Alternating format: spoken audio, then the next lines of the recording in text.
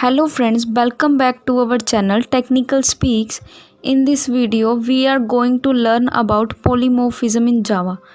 Polymorphism is one of the most important concepts in OOPS, and also it is beneficial for any others programming languages.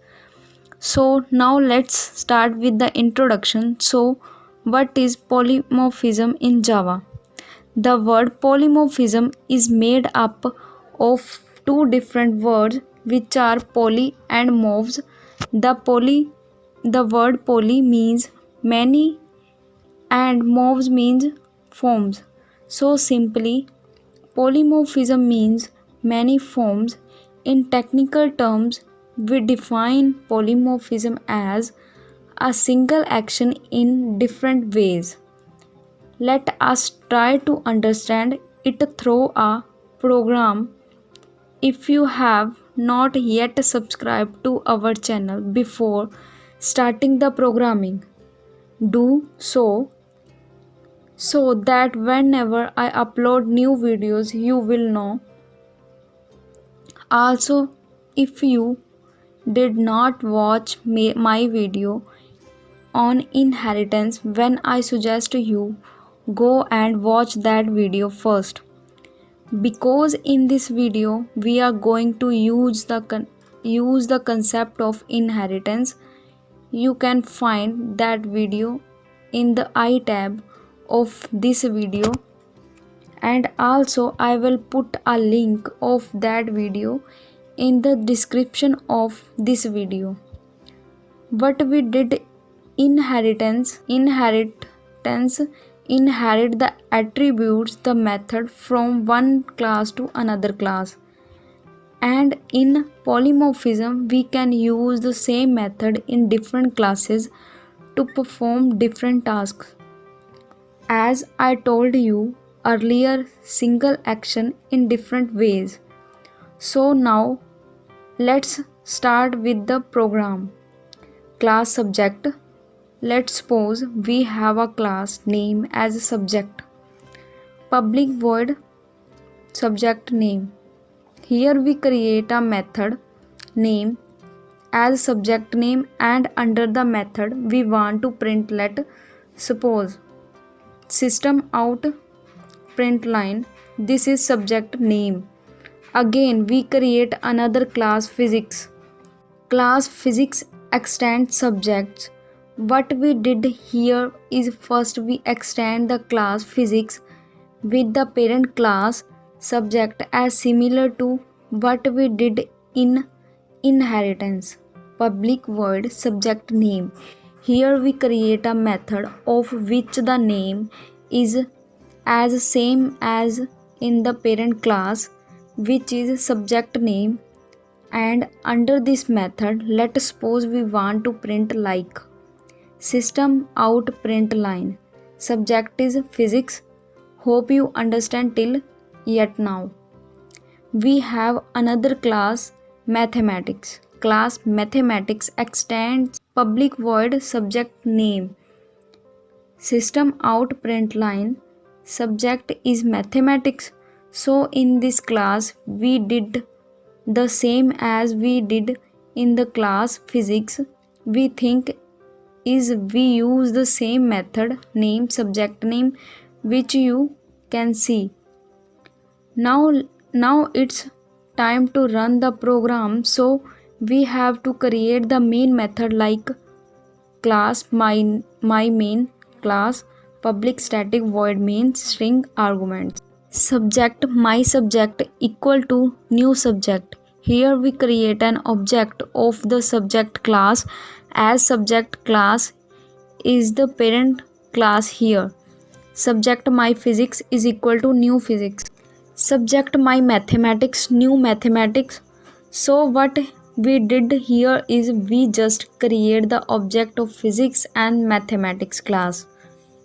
Now to call the method that we have to do is just type my subject dot subject name, my physics subject name, my mathematics dot subject name. You can see the method name is same in all three classes and new. And now it's time to run the program and see what would be the output. To execute this program, first we have to save it first and then open command permit compile it first and now just run it by hit and enter button. You can see the output as this is subject name, subject is physics, subject is mathematics. The next topic is what are the type of polymorphism in Java. So in Java there are two types of polymorphism. First one is static polymorphism, also known as compile time polymorphism, and second one is dynamic polymorphism, also known as runtime polymorphism. Now let's try to understand one by one separately. First one is compile time polymorphism or static polymorphism. Polymorphism that is resolved during compile time is known as static polymorphism. Method overloading is an example of compile time polymorphism. Now you might wonder what is method overloading. So method overloading allows us to have more than one method having the same name if the parameters of method are different in numbers, sequence and data types of parameters. Now let's see a program for method overloading. Class calculator, int add, int a, int b, return a plus b, int add, int a, int b, int c, return a plus b plus c. Public class demo, public static void main, string arguments. Calculator object equal to new simple calculator, system.out.println object add 10 20, system.out.println object add 10 20 30. Here we have two definitions of this same method add. Which add method would be called is determined by the parameters list at the compile time. This is the reason this is also known as compile time polymorphism. Now when we execute this program,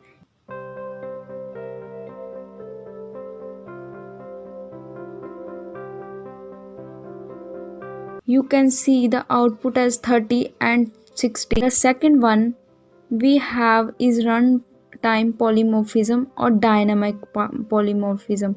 Dynamic polymorphism is a process in which a call to an overridden method is resolved at runtime.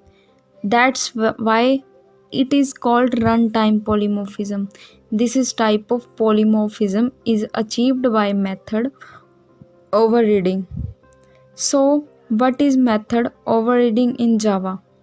Method overriding occurs when a derived class has a definition for one of the member function of the base class. That base function is said to be overridden. Now let's try to understand when with an example. Class human, public void eat, system.println human is eating. Class boy extend human, public void eat, system.out.println boy is eating. Public static void means string arguments boy object equal to new object. This will call the child class version of eat object dot eat. So we can see we have two classes, a child class boy and a parent class human. The boy class extend human class. Both the classes have a common method void eat.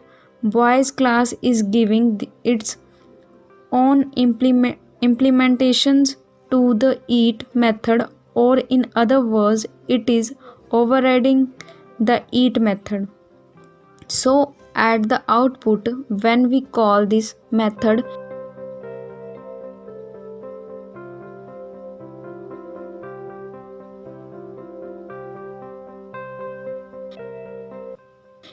it prints boy is eating instead of human is eating.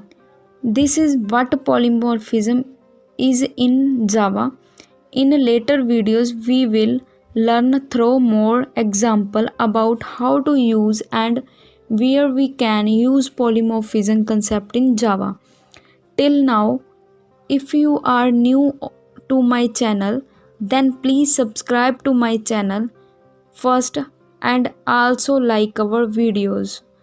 If you want to source code of this video tutorial, when you can find the source code in the description of this video. Don't miss any video. If you are really a beginner in Java and want to learn Java from basics, for notification of our videos, hit the bell icons so that whenever I upload new Java videos, you would get notification. Support us by sharing our videos with friends and family. Thank you.